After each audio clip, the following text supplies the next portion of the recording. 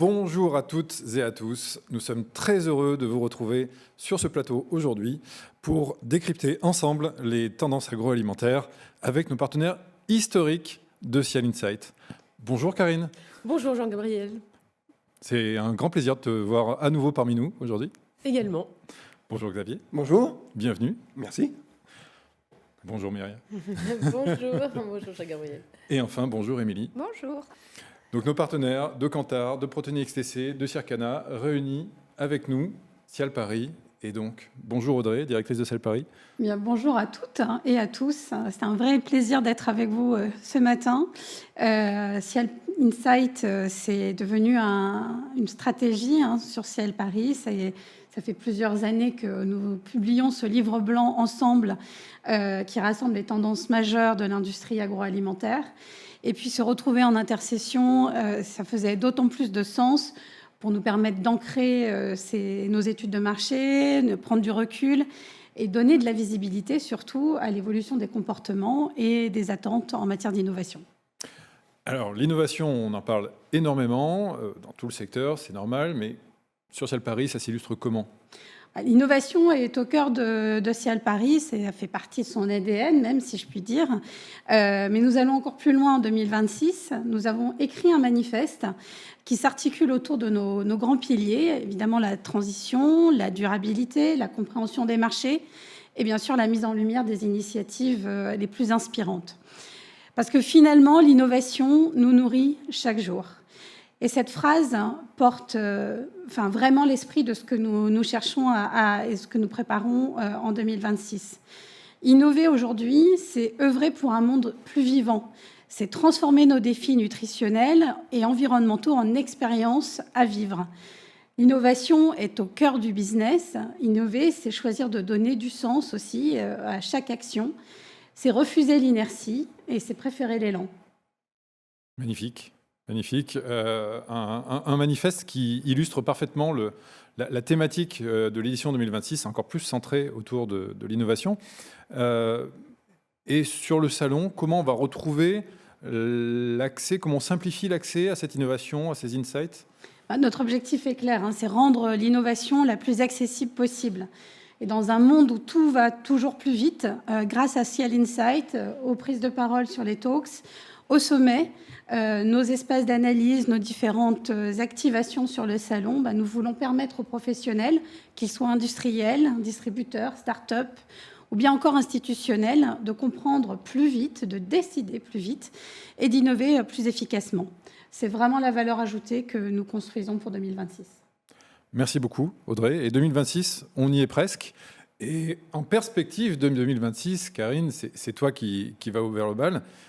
Mais avant, j'aimerais te poser une toute première question. On parle tous d'innovation dans le secteur, mais selon toi, est-ce que c'est un choix pour les marques ou une obligation ? Alors aujourd'hui, vraiment, l'innovation, c'est plus un luxe, c'est vraiment une nécessité.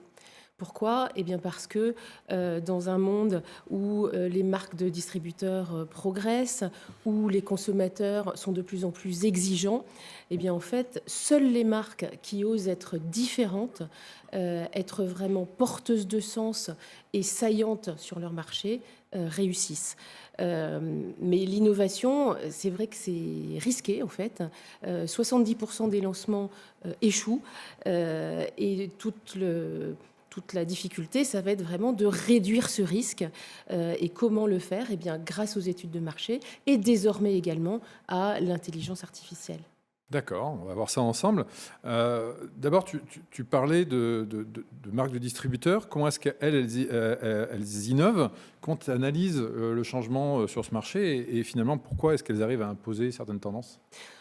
En fait, effectivement, la pression des marques de distributeurs, elle est forte.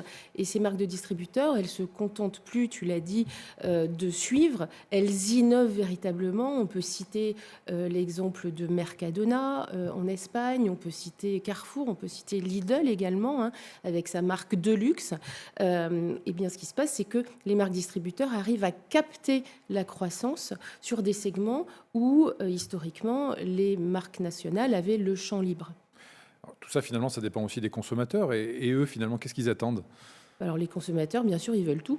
Ils veulent tout, ils veulent de la praticité, ils veulent du sens également, ils veulent du plaisir, ils veulent de la durabilité.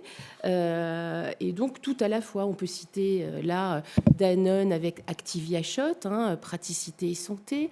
On peut citer Kitok ou HelloFresh, ces kits, ces solutions pratiques et personnalisées. Donc effectivement, les consommateurs veulent tout. Alors, en parlant de consommateurs, on a, nous, posé des questions en amont de cette émission et parmi notre public, on a eu notamment une question qui parle de génération Z et génération Alpha, dont on parle beaucoup en ce moment, mais qui dit « Elles sont très court terme, très rapides, très dynamiques. Comment suivre le rythme quand on est un producteur alimentaire ?» Alors c'est vrai que ces jeunes et ces très jeunes, ils vivent en effet dans un monde qui est ultra dynamique. Les tendances changent très rapidement. Et à quoi ils sont sensibles ? Ils sont sensibles à la transparence, hein, vraiment, l'éthique, la durabilité, mais aussi à la santé et à la personnalisation. Et puis, ce qu'ils apprécient particulièrement, ce sont les expériences ludiques. Alors pour rester pertinent auprès de ces très jeunes générations, 3 impératifs qu'il faut combiner. D'abord, il faut surveiller et être en permanence à l'écoute des tendances pour vraiment anticiper tous les changements. Il faut être très agile, il faut tester rapidement, il faut lancer des formats qui éventuellement seront éphémères. Et puis, il faut interagir avec ses consommateurs là où ils se trouvent, c'est-à-dire surtout sur les réseaux sociaux. Et dernier impératif, construire une vision à long terme, parce qu'il faut vraiment avoir des marques qui aient un positionnement émotionnel fort et cohérent. Et c'est vraiment en étant à la fois agile pour répondre à l'immédiateté et en ayant une vision long terme qu'on va pouvoir avoir des marques pérennes. Stratégie complète, donc. Et si tu devais résumer les grandes tendances du moment, celles qui sont vraiment structurantes, qu'est-ce que tu mettrais en avant ? Alors, les grandes tendances, elles sont assez claires, elles sont assez pérennes depuis quelques années. C'est ce qu'on observe dans Food 360. La première tendance, ça va être la santé, le bien-être, l'explosion des produits enrichis, notamment en protéines. Xavier en parlera tout à l'heure.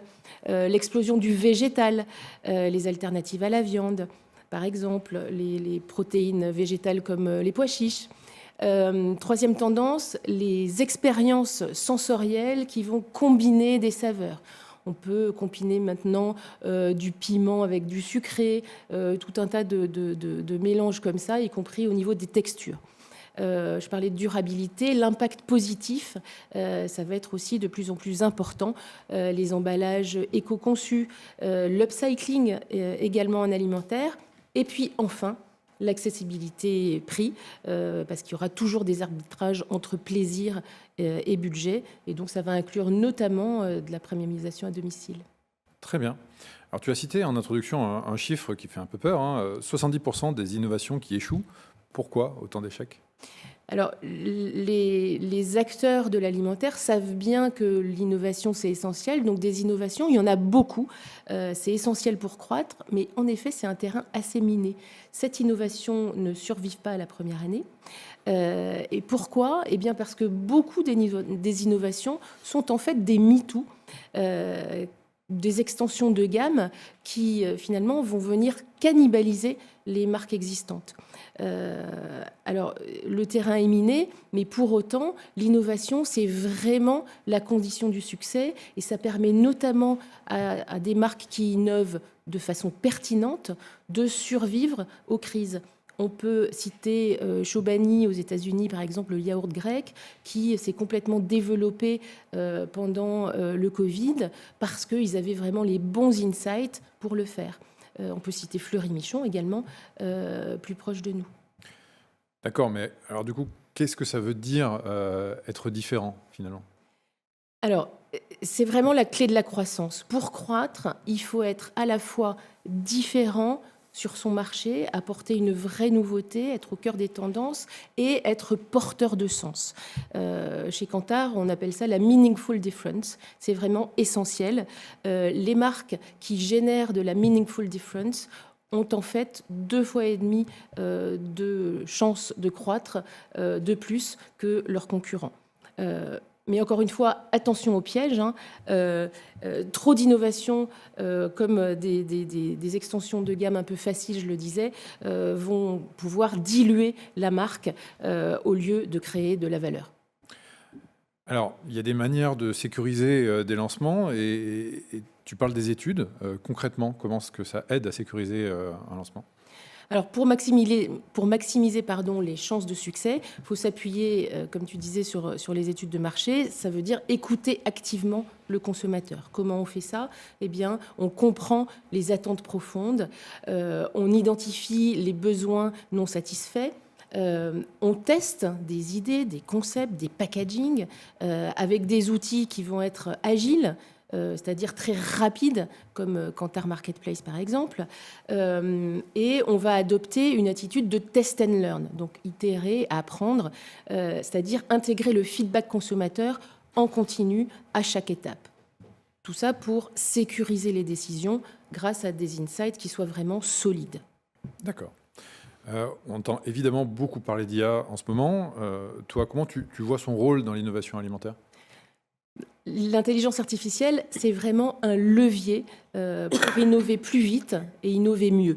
Ça va permettre de détecter des tendances, des insights consommateurs basés sur des millions de données. Ça va permettre de générer des idées, de sélectionner des idées, de les screener très très rapidement en amont de tests consommateurs avec des vrais consommateurs.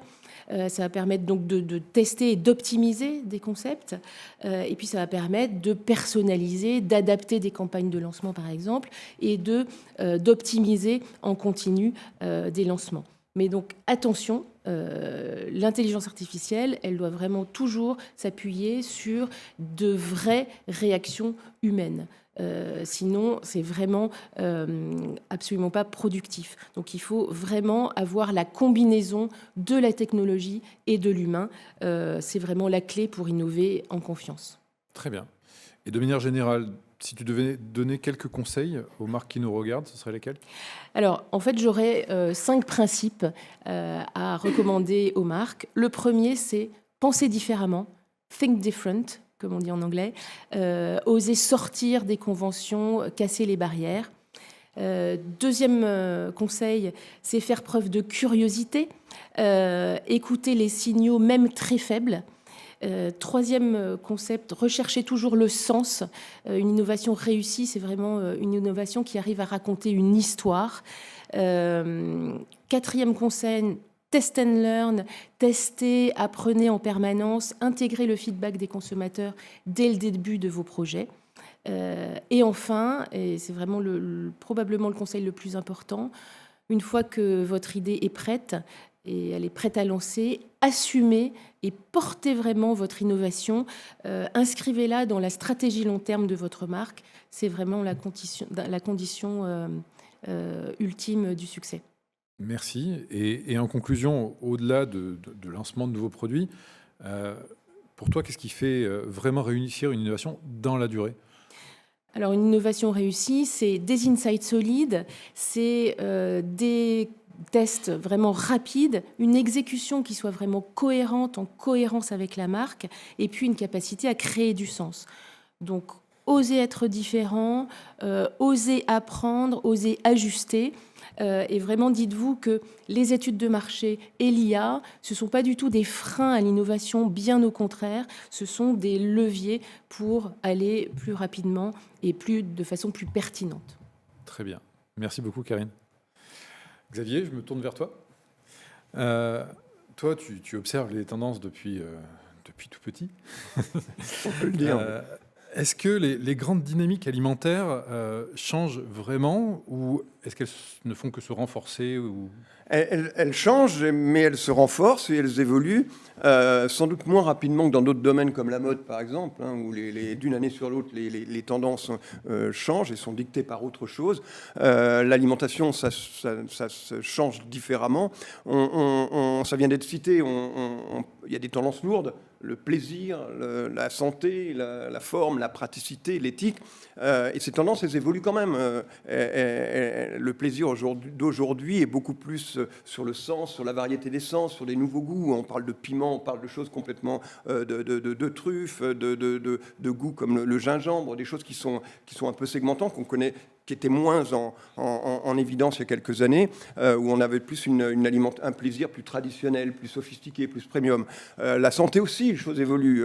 Aujourd'hui, on a été par le passé dans le bio. Je rappelle, en 2019-2020 en Europe, un nouveau produit sur 3 qui était lancé était bio. Le végétal aussi était une forme de réponse à une attente de santé. Et au CIAL 2022, je crois, un nouveau produit sur 4 présenté à CIAL Innovation mettait en avant sa composition végétale. Donc ce sont des tendances lourdes.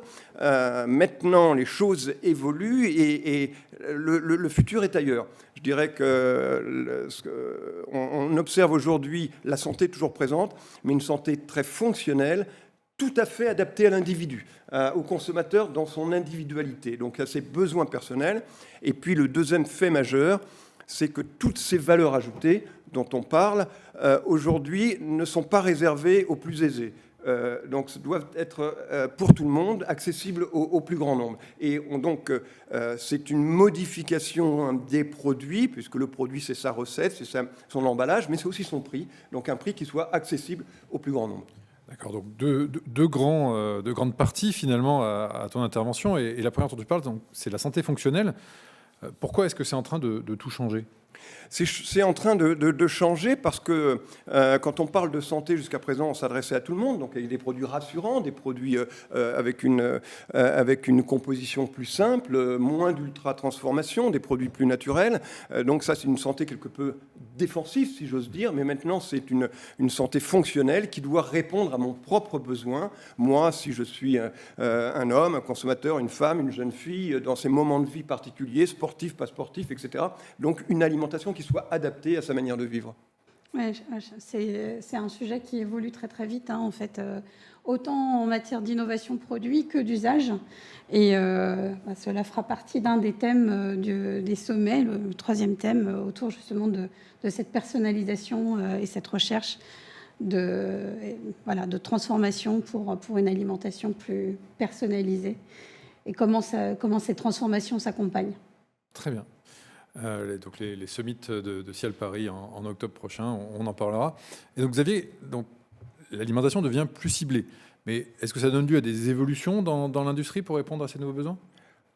Oui, ça répond enfin, en tout cas, ça transforme l'offre industrielle il y a une sorte de mélange des genres entre l'industrie alimentaire et la nutraceutique, c'est-à-dire le domaine des compléments alimentaires, où on voit par exemple dans le domaine des compléments alimentaires ce que j'appelle une foodification de ces compléments, c'est-à-dire qu'ils prennent des galéniques, des formes des produits alimentaires. Aujourd'hui, par exemple les gummies qu'on connaît depuis quelques années, qui sont des compléments alimentaires, mais en forme de confiserie, de bonbons en quelque sorte. On voit des poudres, on voit des boissons, on voit même des produits du quotidien, des laitages, des produits laitiers par exemple, ou des potages, qui ont une fonctionnalité très précise et qui se rapprochent véritablement du complément alimentaire, ou qui sont même des compléments alimentaires qui sont fabriqués par des laboratoires. D'accord. Et dans les innovations fonctionnelles, est-ce que la promesse santé peut vraiment prendre le dessus sur des caractéristiques moins favorables, comme un taux de sucre élevé par exemple ?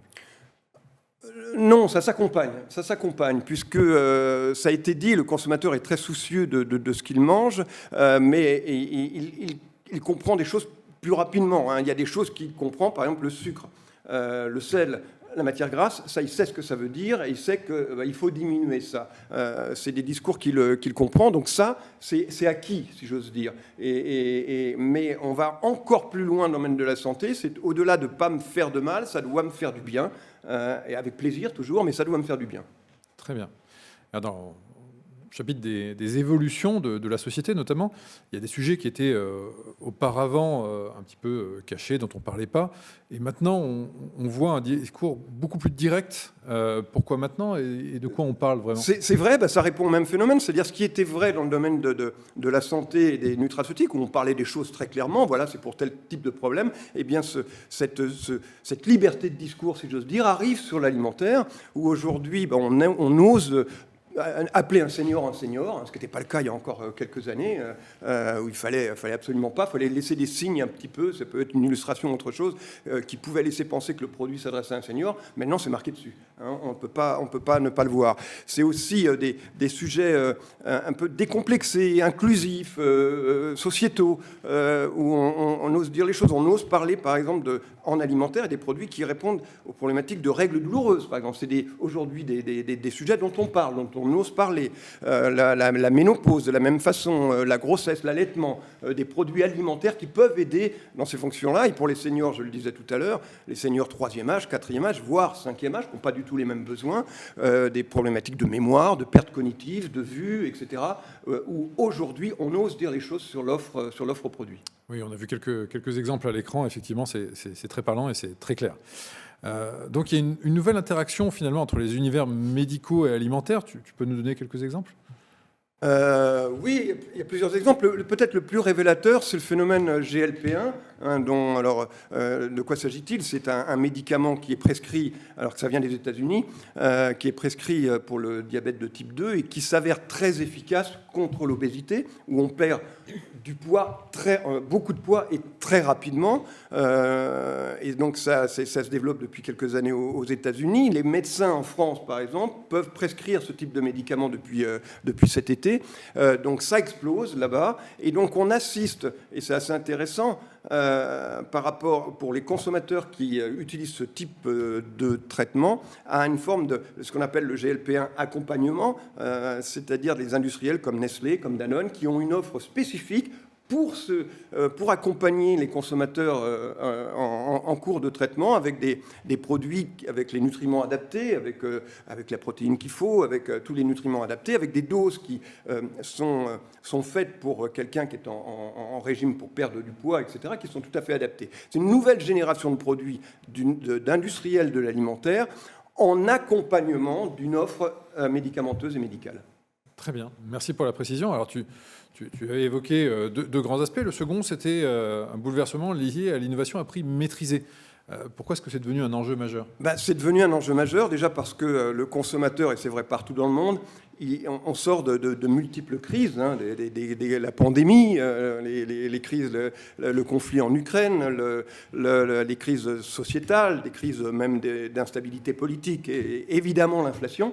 Hein, évidemment l'inflation qui a été généralisée dans l'ensemble des pays. Donc on a un consommateur, les études nous le montrent, hein, un consommateur qui est inquiet sur son avenir, qui est même inquiet sur sa capacité à se nourrir demain. Hein, donc là, il est en attente de prix adaptés. La réponse jusqu'à présent a été une réponse un peu binaire, c'est-à-dire les produits à valeur ajoutée dont on a parlé, hein, plaisir, santé, forme, praticité. Et puis de l'autre côté, des produits moins disants, moins chers, certaines MDD, la plupart des MDD d'ailleurs, et les premiers prix.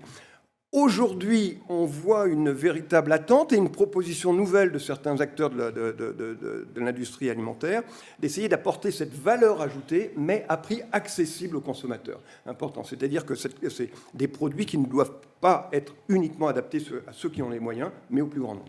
Et donc cette innovation pas chère, elle existe?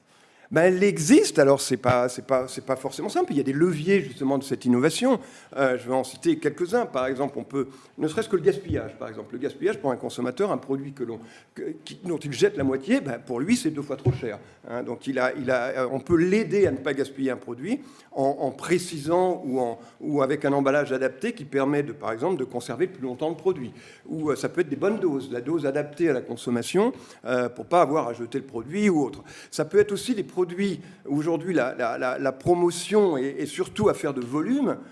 Donc, les bonnes affaires, il faut acheter beaucoup. Et puis, quand on a 15 € en poche, peut-être pour faire ses courses, on ne peut pas acheter ces produits en promotion en volume. Donc, c'est peut-être aussi le produit individuel, uniquement ce dont j'ai besoin. Et si je m'achète un steak haché uniquement parce que je veux un steak haché avec 2 €, si j'ai 15 € en poche, je peux me l'acheter.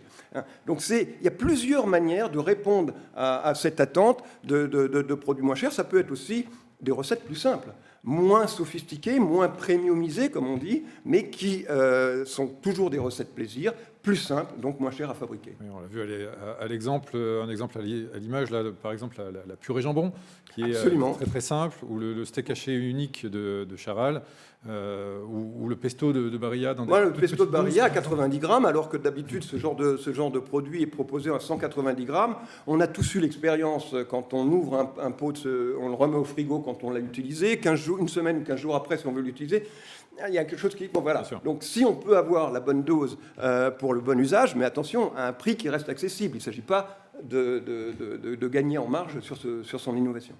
Très bien. Alors, si tu devais résumer en une phrase ce qui va structurer l'offre alimentaire dans les prochaines années. En une phrase, je dirais, ça a été dit tout à l'heure, le consommateur veut tout. Il veut tout. Donc, oui, l'offre plaisir, parce que le plaisir en alimentaire, c'est prioritaire, et ça, c'est vrai partout dans le monde. On mange avant tout pour se faire plaisir, mais avec des garanties de ce plaisir, des garanties santé. Si on a des doutes sur la santé du produit, l'innocuité du produit, on aura moins de plaisir à le consommer. Des garanties en termes de praticité, des garanties en termes d'éthique, d'écologie. On pourra toujours ne pas avoir d'état d'âme quand on consomme un produit. Et en matière de santé, un produit qui répond particulièrement à mon besoin, moi, consommateur, dans ma manière de vivre, mon âge, etc. Et puis que cette valeur ajoutée reste accessible, et accessible au plus grand nombre. On va aller vers ça, j'en suis convaincu. Merci beaucoup, Xavier.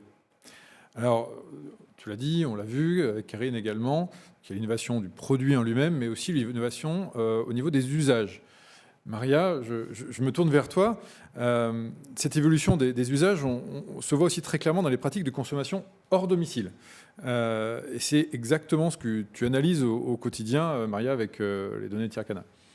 Oui, donc en fait, là vraiment, on est sur le volet de tout ce qui est consommé en hors domicile, c'est-à-dire en restauration rapide, restauration à table, les cantines, mais éventuellement les achats de snacks en retail pour la consommation personnelle immédiate. Et à Circana, on a un panel de convives donc, qui consomment hors domicile, qui nous répondent sur les questions par rapport à leurs habitudes dans 12 pays. Et nous, on va se concentrer précisément sur les 5 pays d'Europe pour analyser ce qui se passe donc, au total de 5 pays agrégés, Allemagne, Espagne, France, Italie et Grande-Bretagne. Et après, donc, nous, ce qui nous a frappé au niveau des résultats de ces analyses, c'est qu'en 5 ans, le poids du déjeuner dans la structure de visite hors domicile a baissé de 2 points. Il est passé de 28% à 26%. Et cela correspond en fait à 1 milliard de visites, toujours au total de 5 pays. Oui, c'est énorme, 1 milliard de visites. 2% égale 1 milliard de visites. Exactement. C'est loin d'être neutre. Oui, qui s'est redistribué sur d'autres moments de consommation.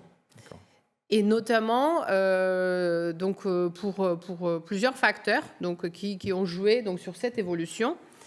On relève d'abord le facteur de télétravail qui s'est développé. Donc il faut se rappeler qu'en 2019, il n'y a que 23% des employés européens étaient en télétravail, total ou partiel. Et aujourd'hui, on est autour de 41%, avec la Grande-Bretagne et la France en tête.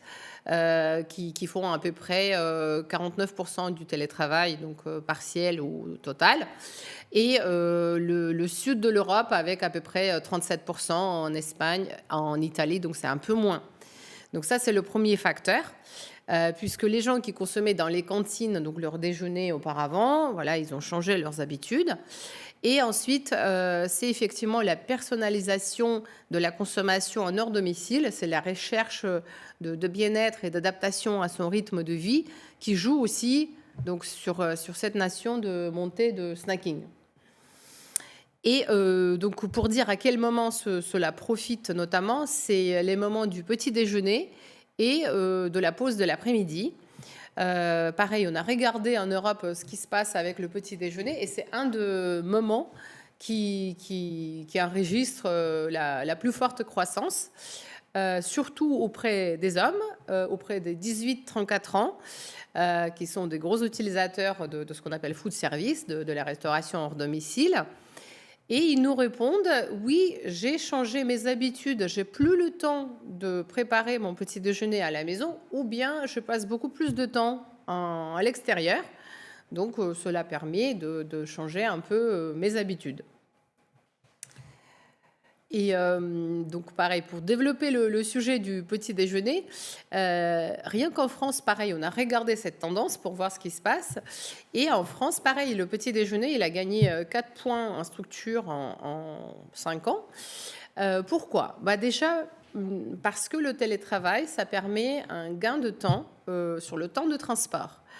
Potentiellement, on ne passe pas sa matinée de la même façon si on devait aller au travail. Donc, potentiellement, on peut passer dans un café après avoir déposé les enfants à l'école, ou bien on peut carrément commencer à travailler dans un endroit, pareil, un café, pour être plus productif. Et cela permet également de faire éventuellement les prises de snacks plus fractionnées, dans le sens ce qu'on peut prendre un petit déjeuner, éventuellement zapper le déjeuner si le petit déjeuner était costaud et prendre un deuxième snack dans l'après-midi. Le ticket moyen d'un snack, il est autour de 4 €, tandis qu'un déjeuner, ça coûte en moyenne 11 € en restauration hors domicile, tout circuit confondu. Donc éventuellement, on peut faire justement 2 snacks au lieu d'un repas classique. Alors très bien, on voit que le levier économique peut être important, mais alors on a eu une question qui est un peu à l'inverse. Est-ce qu'il y a des consommateurs qui sont prêts à payer plus cher pour des snacks dits de luxe ou premium Oui.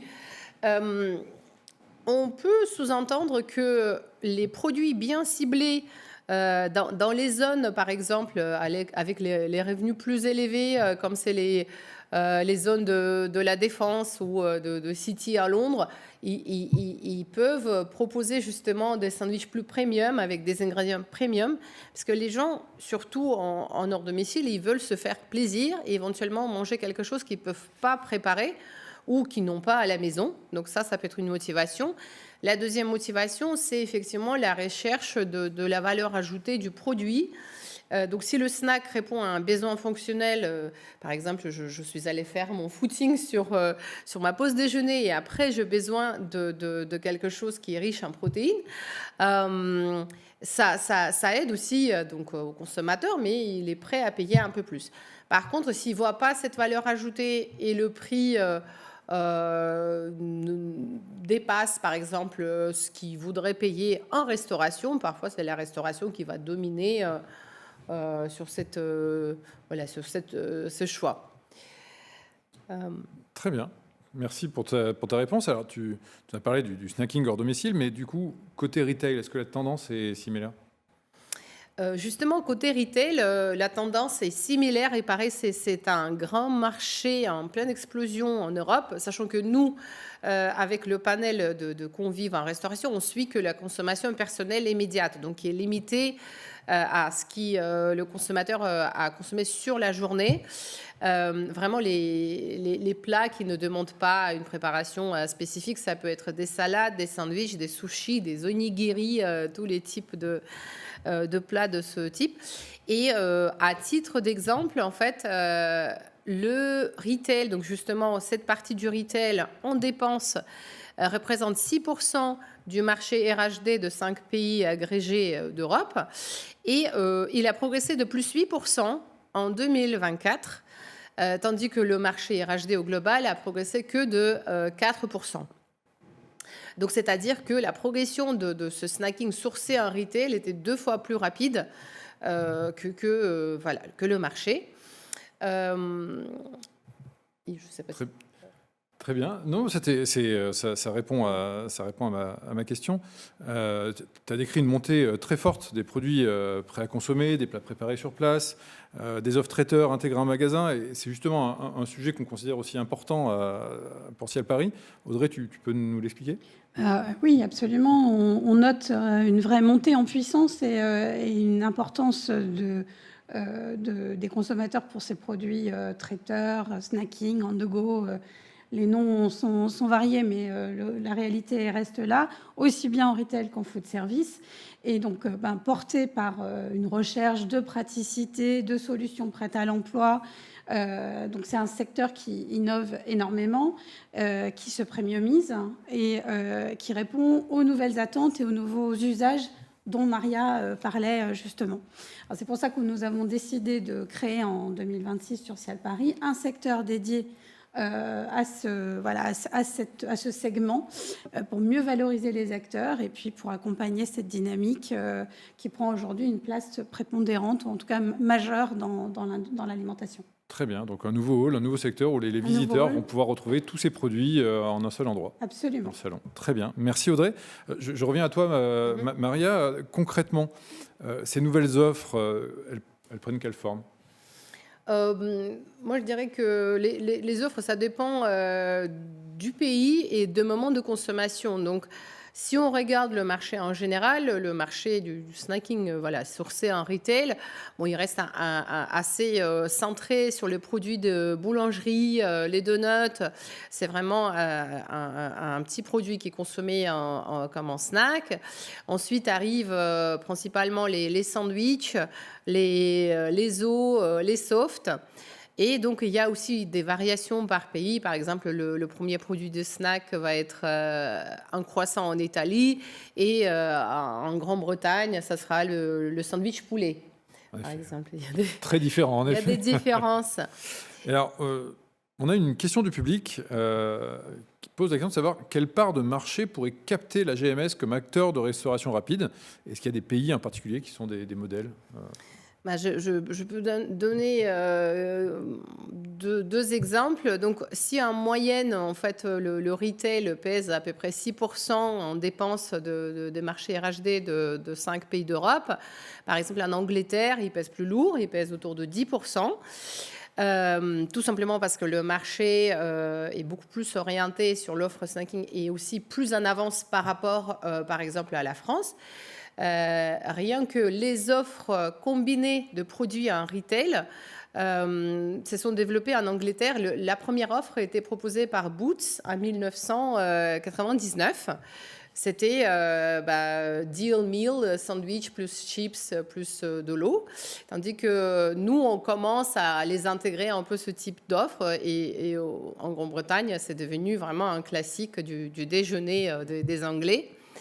Et après, le deuxième exemple que je voulais citer, c'est l'exemple de pays d'Asie, donc la Corée, le Japon, où pareil, nous, on interroge les consommateurs. Et effectivement, le retail dans ces pays joue un rôle très important, même plus important qu'en Angleterre, parce que c'est lié un peu à la structure de l'offre. Et à titre d'exemple, l'innovation qu'on a en achetant certains produits en retail, on a par exemple les barquettes qui sont avec les produits froids, mais si on tire sur un fil, ça s'échauffe automatiquement tout seul et on peut consommer un plat chaud là où on veut. Donc là, on n'est pas encore là, mais j'ai envie de dire, il y a des innovations qui permettent à la fois le nomadisme, convenience dans le sens un peu extrême et la praticité que le consommateur cherche. Très bien. Donc effectivement, sa barquette, on n'est pas obligé de la ramener chez soi pour la chauffer ou de chercher un micro-ondes quelque part. On peut le faire directement où qu'on se trouve. Merci beaucoup. Et toi aussi, si tu devais résumer en une phrase ce qui transforme vraiment la manière de consommer en Europe aujourd'hui, tu dirais quoi ? C'est vraiment l'adaptation de sa façon de consommer à son rythme de vie. C'est cette individualisation dont parlait Xavier dans la recherche, en fait, à quel moment je veux consommer, quelle quantité. Est-ce que je veux consommer veggie ou high protein ou des choses que je choisis personnellement pour moi-même? Donc, c'est toujours les fractionnements de repas. Mais en même temps, c'est aussi l'offre qui s'est étoffée beaucoup ces dernières années, donc face à cette demande de consommateurs pour cette praticité. Et je dirais, c'est pas le dernier facteur, c'est aussi les changements démographiques qui jouent sur notre marché. Merci Maria, tu m'as même fait ma transition toute trouvée, merci beaucoup, parce que je me tourne maintenant vers toi, Émilie, et la démographie. Est-ce que tu peux nous dire pourquoi c'est un facteur qui est structurant également quand on parle d'innovation ? Alors c'est structurant la démographie parce que finalement les changements qui vont intervenir dans les populations des différents pays, que ce soit l'évolution en quantité de population et en structure, ça va définir finalement les consommateurs et les clients de demain. Donc c'est important d'avoir un œil assez appuyé là-dessus, mais ça impose d'avoir une lecture vraiment de temps long parce que la population, ça change doucement et c'est vraiment sur des analyses très longues, au moins une dizaine d'années où on peut voir des lignes bouger. Donc c'est un petit peu contradictoire avec les 5 années qu'on vient de vivre, toutes les crises qui ont été citées, qui ont obligé les acteurs à être dans l'ultra-réactivité. Là, il faut prendre un tempo un petit peu différent pour regarder ces évolutions. Très bien. Et s'il y en avait 2 qui étaient les plus impactantes pour notre secteur, ce serait lequel ? Alors, il y a 2 évolutions très importantes. La première, c'est le vieillissement de la population, qui est le résultat de l'allongement de l'espérance de vie et de la baisse de la natalité. En France, par exemple, aujourd'hui, on a 22% de la population qui a plus de 65 ans. D'ici quelques années, on atteindra 30% de la population. Donc, c'est quand même très important. Le vieillissement, d'une part, qui va toucher beaucoup de pays, la France, l'Allemagne, l'Italie, le Japon, la Corée du Sud, le Canada, les États-Unis. Et puis l'autre évolution importante, c'est la taille des foyers en fait, puisque on a des foyers qui sont de plus en plus petits. Les pays que je viens de mentionner sont concernés, les pays nordiques également. Aujourd'hui en France, on a en moyenne 2,2 individus par foyer. C'était 3,2 à la fin des années 60. Forcément, ça change la donne de ce que l'on consomme, de la manière dont on fait ses courses, des endroits que l'on fréquente. Donc voilà, ça, c'est des évolutions importantes à regarder. Très bien. Donc ces évolutions démographiques, qu'est-ce qu'elles impliquent pour les industriels et les distributeurs ? Elles vont impliquer beaucoup d'évolutions, beaucoup d'adaptations dans de nombreux domaines. Et du coup, c'est la porte qui s'ouvre à plein d'innovations. Innovation produit, bien évidemment. Un senior, même s'il y a un effet de génération qui fait de plus en plus, les seniors auront grandi dans la société de consommation et ça va faire évoluer le profil des seniors, bien évidemment, il y a quand même, avec l'âge, des problématiques spécifiques. Et donc, on en parlait tout à l'heure, dans l'optique d'une alimentation plus fonctionnelle, avec plus de seniors, des produits qui vont adresser l'immunité, la santé intestinale, la digestion, le renfort en protéines, puisqu'on perd en protéines en vieillissant, des seniors qui sont très attentifs à la naturalité des produits au niveau de transformation, des seniors qui cuisinent plus aussi. Donc tout ça, ça donne pas mal d'idées. Et puis quand on va être un ménage d'1 ou 2 personnes, plus on va être en capacité de nous proposer des produits qui font plusieurs choses, plus ça va être intéressant parce qu'un petit foyer peut avoir une contrainte de logement importante et donc des tensions budgétaires qui rendre l'attractivité prix qu'on évoquait aussi très importante. Et puis, quand on est seul aussi, on peut se dire qu'est-ce qu'on fait quand c'est Noël, qu'est-ce qu'on fait quand c'est Pâques. Et donc, ça aussi, ça donne un champ d'innovation intéressant pour célébrer autour de l'alimentation quand on est seul. Il y a beaucoup de choses à faire de ce point de vue-là. Mais bon, voilà, après les seniors, on parle des seniors, mais il y a seniors de différents âges et puis il y a différents profils de seniors. Un senior qui vit au cœur d'une grande capitale européenne ne va pas avoir les mêmes attentes, les mêmes besoins qu'un senior qui va vivre dans une zone plus rurale. Donc, il y a de la segmentation et de l'affinage à apporter là-dessus aussi. Très bien. Et dans les choses qui doivent s'adapter, on peut parler des emballages également ? Oui, parce que c'est vrai que quand on est seul, par exemple, ou 2, il faut réfléchir à la portion, la taille de la portion, ou la portionnabilité des produits pour que j'ai quelque chose qui corresponde à mon besoin. La facilité d'ouverture, il y a certains emballages qui peuvent être, quand on vieillit, un peu compliqués à ouvrir. Ça peut être un vrai frein. Et puis la lisibilité de l'emballage, parce que l'emballage, ça reste quand même le vecteur numéro 1 de prise d'information sur un produit alimentaire. Donc il faut qu'il soit lisible, la taille de la police, les contrastes de couleurs pour des personnes plus âgées. Très bien. Pas forcément besoin d'être plus âgé, je peux en témoigner. Et en termes de communication, comment on parle de ces nouveaux segments ou à ces nouveaux segments, justement? Alors là, il y a beaucoup de choses à inventer. C'est vrai qu'il y a beaucoup de réflexions sur comment on adresse les plus jeunes, les Z, les alphas, les familles qui, depuis le début de la société de consommation, quand même, sont... les acteurs portent une grande attention aux familles parce que c'est une cible intéressante. Mais aujourd'hui, pour vous donner un chiffre, en France, on estime que déjà la moitié du chiffre d'affaires en grande surface est fait par des foyers de petite dimension, c'est-à-dire autant que les familles. Donc il faut trouver la manière de s'adresser aux personnes qui vivent seules, qu'elles se sentent concernées, et puis je dirais peut-être surtout aux seniors. On a un peu de difficulté à bien adresser cette cible, une forme de malaisance à s'adresser à cette cible-là, qui est pourtant extrêmement intéressante parce que déjà numériquement nombreuse, et elle sera de plus en plus nombreuse. En France, les seniors, par exemple, ont du pouvoir d'achat, ils sont moins sensibles au prix, plus fidèles aux marques, ils ont du temps. Donc ça en fait des profils intéressants, mais encore faut-il les inclure dans les publicités, les messages, dans lesquels aujourd'hui ils ne se retrouvent pas beaucoup finalement. Très bien. Et une fois qu'on a communiqué, il y a un sujet qui est très important également, qui est l'exécution en magasin.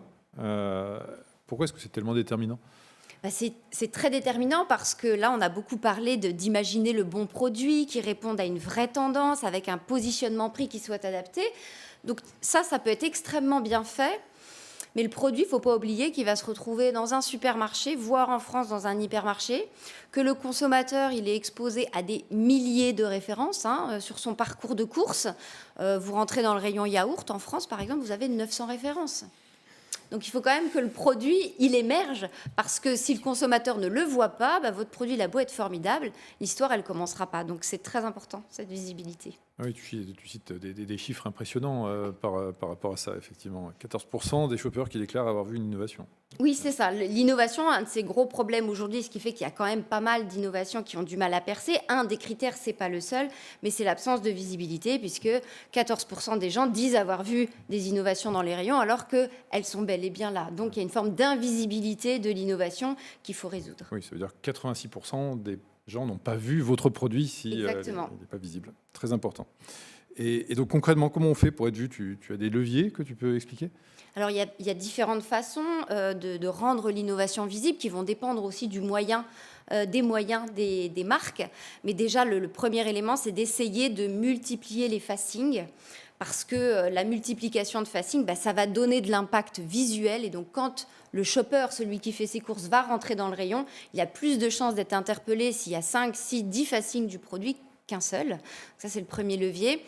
Après, autre levier de visibilité très important, c'est de sortir le produit de son rayon classique et de l'emmener, en fait, de forcer le fait de croiser le consommateur à travers une tête de gondole ou un îlot central en point de vente. Après, il y a du matériel de visibilité, des stop rayons, des balisages, de montrer le produit si c'est possible de le montrer. Ça va créer une rupture visuelle et donc interpeller le consommateur.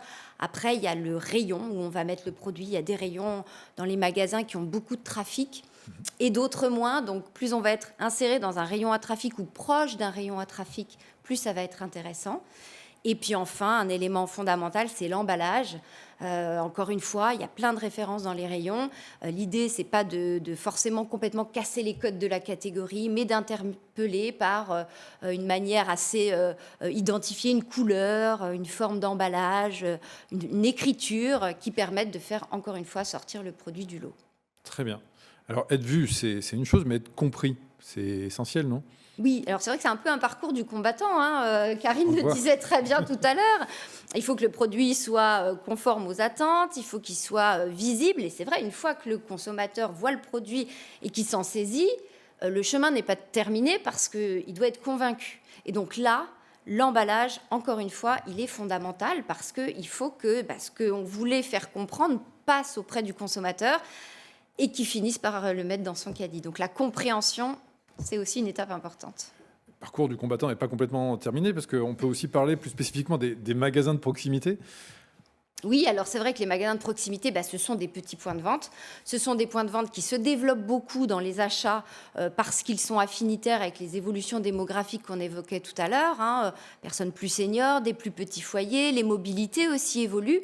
Et donc l'expression dans un petit point de vente comparé à un supermarché, elle n'est pas la même.